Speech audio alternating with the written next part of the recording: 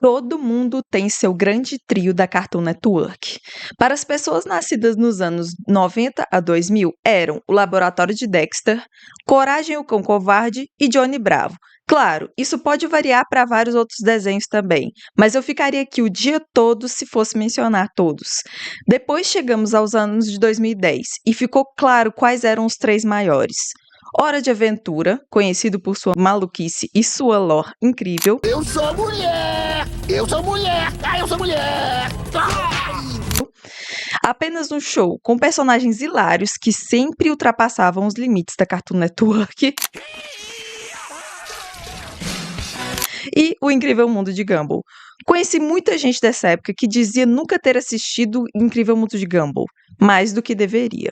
E com o anúncio de que o desenho vai voltar na forma de um novo programa chamado O Maravilhosamente Estranho Mundo de Gumball, eu decidi revisitar a série para entender o porquê ela foi tão popular e por que ela é tão única e especial. E se você gosta desse tipo de conteúdo de desenhos, não esquece de se inscrever no meu canal e deixar um like para fortalecer, beleza? Vamos lá!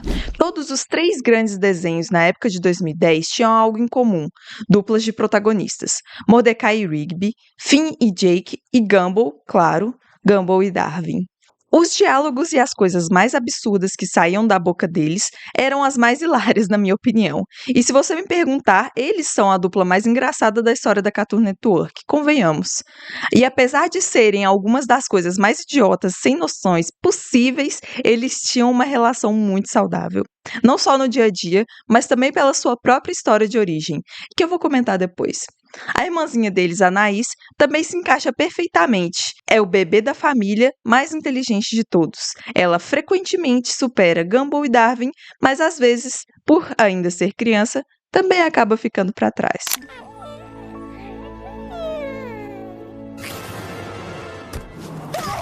Nicole Waterson é a alfa da família, a responsável que mantém a casa, quem resolve tudo e ainda tem seus momentos insanos.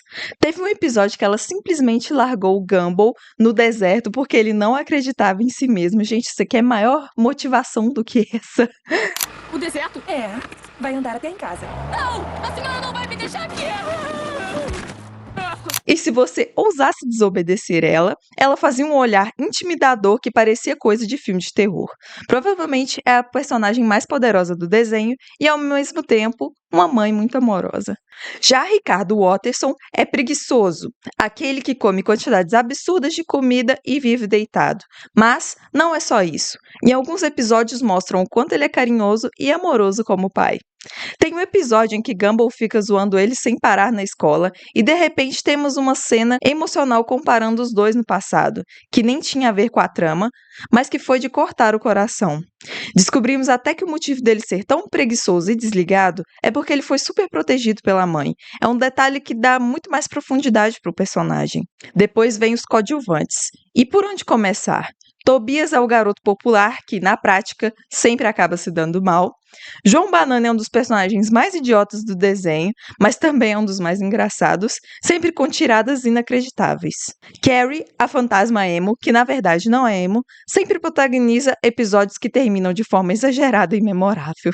E isso sem contar a infinidade de outros personagens secundários que ganharam espaço em episódios próprios. Cada um deles tem uma característica divertida ou marcante, exceto um ou outro que aparece só para encher o saco.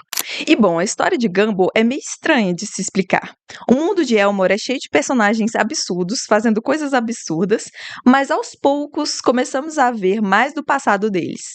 Anaís sendo uma criança assustadora quando nasceu, Darwin era apenas um peixe de estimação que ganhou pernas graças ao poder do amor, Nicole e Ricardo se conhecendo em uma das histórias mais emocionantes do desenho. Sério, eu amo esse episódio, é muito fofo. Mas muita gente já gosta de você! Você jura? Tipo, quem? Aos poucos, percebemos que o Incrível Mundo de Gumball é literalmente um programa de TV, não só no sentido real, mas também dentro da própria série. E é aí que entra o metacomentário. Entre os três grandes da época, Gumball é o mais próximo da tradição dos desenhos clássicos, quase como se fosse Um Pernalonga misturado com Mansão Foster, eu amava esse desenho, e os Simpsons. Os personagens vivem em situações completamente ilógicas, quebram a quarta parede, fazem referências absurdas. Teve um episódio em que Gumball virou Super Saiyajin, Darwin virou um monstro de videogame e o maior de todos os momentos, a revelação de que o mundo inteiro de Gumball está de fato dentro de uma televisão. Cara, eu achei isso muito foda. E foi aí que conhecemos o Vazio, um lugar onde todas as inconsistências, erros de roteiro e personagens esquecidos vão parar.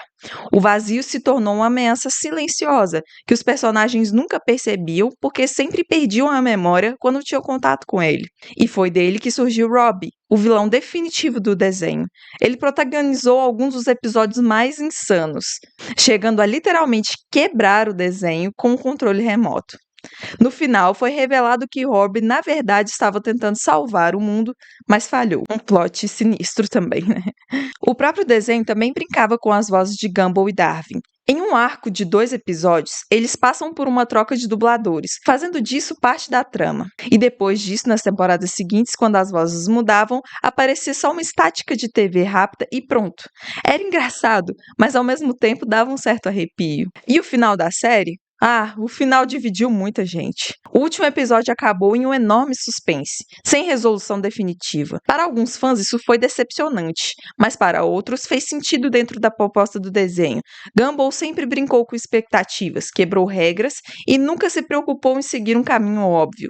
Talvez deixar um gancho aberto seja justamente o final perfeito para algo imprevisível. E na minha opinião, eles deixaram esse final aberto para poder ganchar para essa nova série. O que torna o Incrível Mundo de Gumball especial é como ele consegue misturar a comédia absurda, emoção verdadeira e uma criatividade visual sem limites.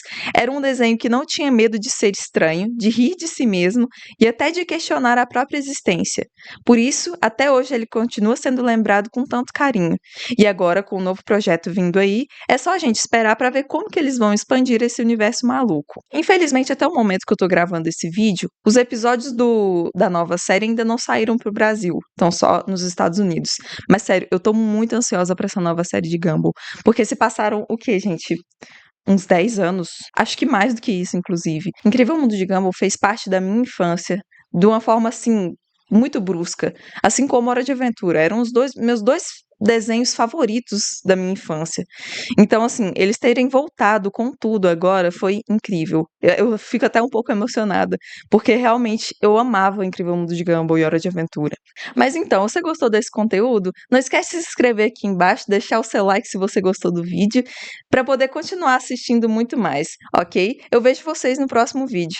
Até mais. Falou!